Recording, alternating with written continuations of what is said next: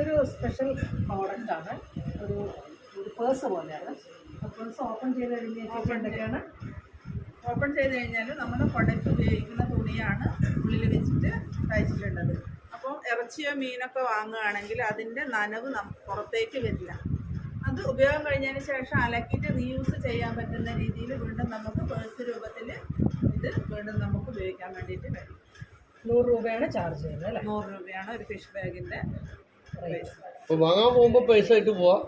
വരുമ്പോൾ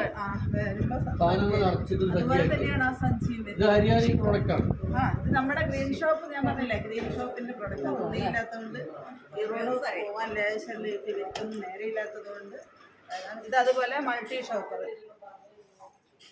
റീൽസ് അടിക്കാം. റീൽസ് അടിക്കാം. റീൽസ് അടിക്കാം. ജനം കാണട്ടെ. ഇത് മൾട്ടി ഷോപ്പറാണ്. മൾട്ടി ഷോപ്പറുകൾക്ക് 7 അറകളുണ്ട്.